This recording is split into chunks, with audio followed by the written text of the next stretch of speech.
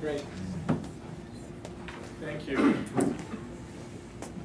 Thank you, Samuel. Thank you very much. And thank you all for coming. It's a real pleasure to be back in Washington. It's a real pleasure to be at this conference today here. I think it's something that I'm very glad in a way I was part of making this happen, having two very interesting and important think tanks come together and cooperate on this. Let me kind of take you back in a way of how the idea of this book was conceived, because I think it has to do also with a lot of things more of substance, of policy relevance. I've always been fascinated in a way the relationship between Islamist groups of the Brotherhood types, the non-directly violent Islamist groups like the Brotherhood and Western governments. The very complex relationship between the Muslim Brotherhood in its global extension, not just the Brotherhood in Egypt, but all these groups that exist throughout the Muslim majority world and in the West that to some degree more or less directly refer to the Muslim Brotherhood and Western governments. I remember one of the first times that I visited Egypt was at a time when the big story was still Mubarak regime, and the big story was that the US ambassador had to run away from a party in Cairo because two members of the Muslim Brotherhood were in the same room. And we're talking about a room the size of this room, this one, and he had to almost run away because he couldn't be seen, didn't want to be seen. It was politically inconvenient for the US ambassador to be seen in the same room as members of the Brotherhood. Now, that wasn't 50 years ago, that was 4 or 5 years ago. Now, if we fast forward to what happened just a couple of weeks ago when Kerry was visiting Cairo, something that I would never have imagined 4 or 5 years ago. Opponents of the Muslim Brotherhood were the one almost violently opposing his visit and protesting his visit because they perceive him as a supporter of the Muslim Brotherhood. How fast things change. What a reversal in 4 or 5 years. I think it goes down also to the little understanding that exists in the West about the Islamist movements and the little awareness that exists in the Arab world about the West's little understanding of the Muslim Brotherhood. It's something that I find, in a way, traveling to various parts of the world, in the West, with a lot of exceptions, of course, but I think it's fair to say that not a lot of people, I'm talking about governments, really have an in-depth knowledge of what the Muslim Brotherhood is, how it functions, what its goals are. At the same time, there's very little awareness among Arab public, Arab governments, of this lack of awareness on part of the West. I think there's an idea, I'm often asked, why is that government, why is the American government or any other European government making those decisions about the Brotherhood? And I think the assumption from the Middle Easterners who ask me these questions is that there is a deep strategic thinking behind some of the choices. And I'm afraid that's not always the case. But in many cases, it's a bit more improvised than what it could look from the outside. So with that in mind, I sort of thought that it would be interesting in a way to see, as the Arab Spring progressed and as Islamists got to power in Tunisia and Egypt, became obviously prominent players in other countries, what is the relationship between these movements and the West? And so I started discussing the idea with the people at Al-Mesbar, with Mansour in particular, and I thought it was interesting for the Arab public to know what the thinking, what the analytical thinking in the West is about these movements in a variety of countries. But also at the same time for a Western public, kind of assessing what different countries are thinking, how the decision-making process, how the analytical process takes place when assessing and then engaging Muslim Brotherhood organizations throughout the world. So I've had this very good relationship with Al-Mesbar for a few years. They translated my book, my original book on the Brotherhood in the West. So the idea was conceived to have a book on how Western governments perceive the Muslim Brotherhood. And the idea, of course, is that there's no such a thing as the West. The West is an abstract conception, but it's really in reality, we cannot analyze the West in general. We have to go down to country by country. So the idea was to put together 8 contributors from, I would say, the 8 most prominent Western countries. So we have Canada, the United States, Spain, France, Germany, Holland, and Great Britain. My native Italy is unfortunately absent. It's okay. The idea was to see how these governments have historically historically engaged with the Muslim Brotherhood, perceived the Muslim Brotherhood globally, not just in Egypt, globally, and how they're going to be doing it in the future. I think the first finding of the book is that no Western country possesses a coherent, well-developed, well-established policy. I think it would be unfair to say that this is how Canada, this is how Holland perceives the Muslim Brotherhood. There's a lot of debate. There's been for a long time, well before the Arab Spring, a lot of debate within these governments about, first, how to perceive, how to analyze these groups, and then how to engage them, with the assumption that analysis should come before engagement, which is not always the case, unfortunately. But within all Western governments, there's always been a debate about these groups. There's never been any government that has taken a clear position, coherent, adopted by everybody within government, sort of a white paper coming from the top and telling everybody in government, this is how we perceive the Muslim Brotherhood, and so we're going to act this way. There's always been a lot of debate, which is a healthy thing in most cases, but I think when the debate gets so chaotic, it becomes almost schizophrenic and counterproductive when it comes to policy making. And that, I think, is the case when it comes to the Muslim Brotherhood. So the idea was to have these 8 contributors, and I think what I, in a way, liked of, well, I'm praising myself because I'm the one who chose them, but that's a little bit distasteful. But I wanted to have 8 people who are not necessarily all critical of the Muslim Brotherhood, all supporting the Muslim Brotherhood. So we have a relatively balanced, I'd say a fairly balanced group of contributors. I think a couple of them could be considered relatively kind to the Brotherhood. For example, people like Roel Meyer in Holland, who's a wonderful, the best scholar in the Netherlands, but is considered quite sympathetic to the Brotherhood. And we have people like, for example, like Shiraz Meher, who's been quite critical from the UK, where the British chapter has been considered quite critical of the Brotherhood.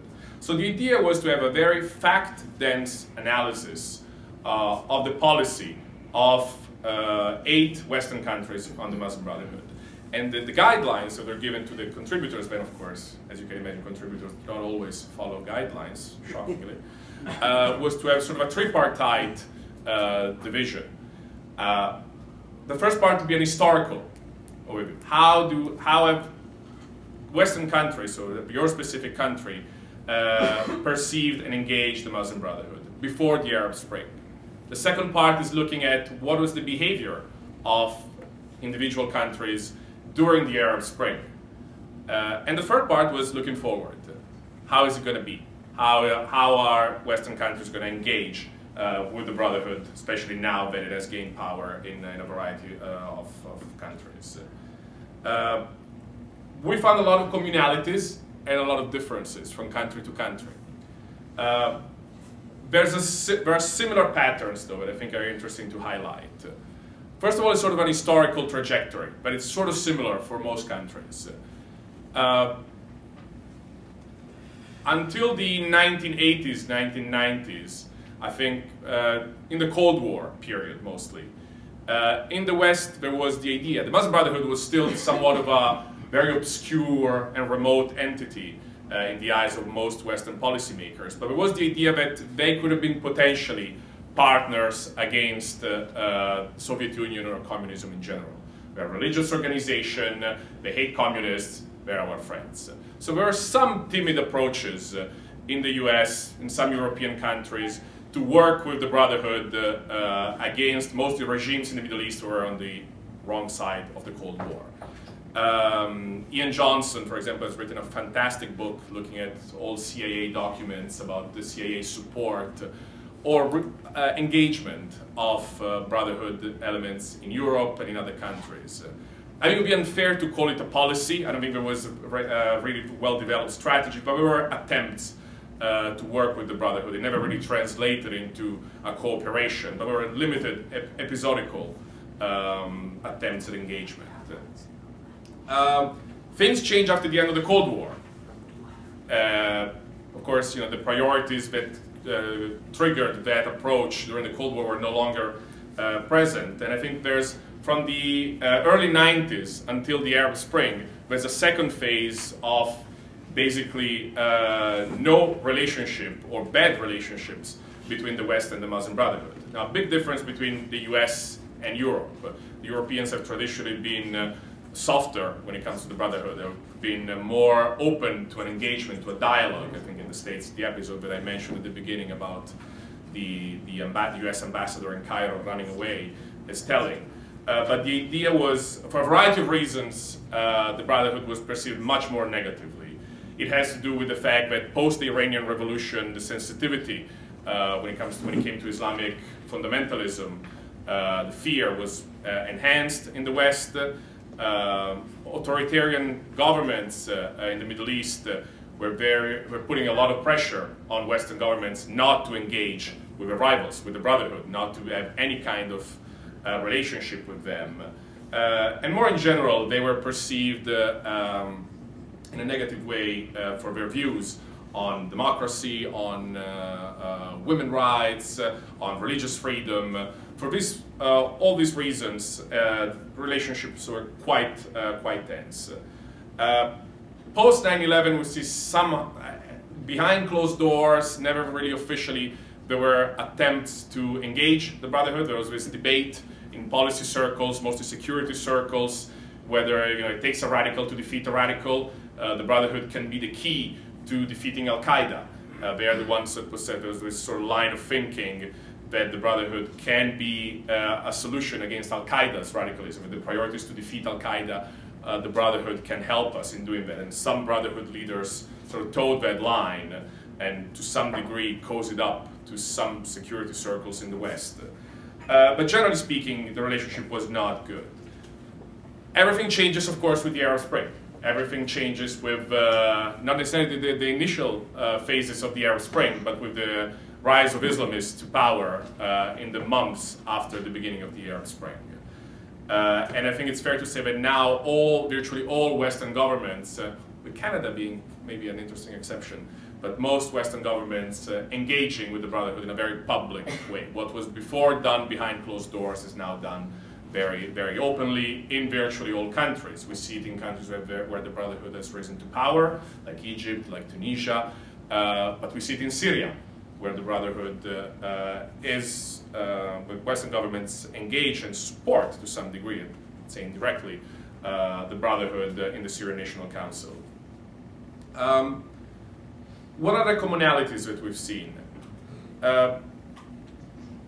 Well, what influences this approach, this engagement, is that most countries in the West understand that they cannot really influence a lot of the processes taking place in the Middle East. That the time where Western governments directly or indirectly chose the rulers of the Middle East, the time of the Mossadegh coups, the coup d'etat are gone.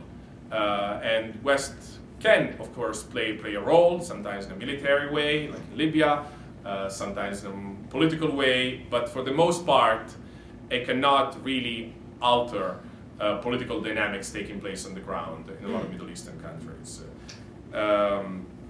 So there's sort of a sit and wait approach, wait and see approach, where Western governments have decided that this is the reality, and we have to be pragmatic about it. It's a very realpolitik approach, where if Islamists are the ones who have gained from the Arab Spring, then these are the people we have to deal with, and there's no point in being confrontational for the time being. This inability to shape events has led most Western governments to therefore be somewhat open-minded and see how these organizations will behave once in power. I think it's fair to say, we get into more today's dynamics, that there's a growing pessimism in most Western capitals when it comes to the performance of the Brotherhood in power, both in Egypt and Tunisia. I think the optimism of the first days has been cooled by a variety of actions taken by the Brotherhood in power, from the way they have dealt with violence inside their countries, or protests inside their countries, to some of the positions they have taken on a variety of issues related to human rights. I think the latest example that we see is how the Brotherhood has reacted to the UN Declaration on Women's Rights, and the very strong position that the Brotherhood has taken, which is unsurprising to anybody who has even sporadically read what the Brotherhood has said throughout its 90 years of history on the treatment of women, but for some reason, I guess, not everybody in the West had paid attention. So a lot of Western governments were quite shocked to hear what the Brotherhood thought of the UN Declaration on women's rights. There's another factor that is important in shaping these policies in Western countries, and are domestic considerations. With the exception of the United States and Israel, which is, by the way, one of the countries that we looked at. I forgot Israel, it's one of the 8 countries we looked at. Most Western governments have to take into consideration, when taking policy actions, policy decisions related to the Middle East, the presence of a large Muslim diaspora, a large Muslim community. In countries like France, or in particular, it reaches 10%.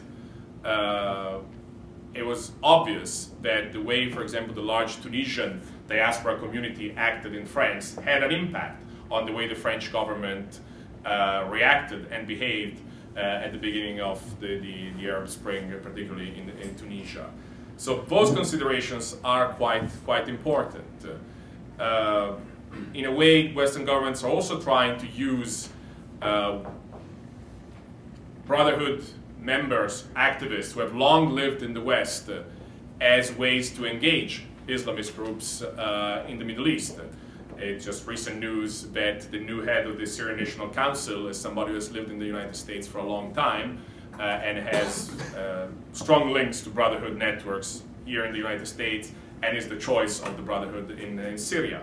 There are different ways in which Western governments are trying to leverage this Brotherhood presence in the West to somewhat, if not project influence, be able to find ways to engage Islamist groups in the Middle East and North Africa. So these are just some of the general considerations. This is the idea behind the book. I think it was a great idea to have the book come out in Arabic and in English at the same time, to bridge this gap that exists in terms of knowledge from the two sides. I think it's very, very important for the Arab public to really understand the flaws, the dynamics and the flaws of the decision-making, the analytical and decision-making process when it comes to the Brotherhood in the West. And it's equally important for Western audiences, Western readers, to understand kind of in an introspective way what is the decision-making process, what are the factors taken into consideration when making decisions on an issue that it's obviously going to be very, very important in the years to come. So let me close here and leave it to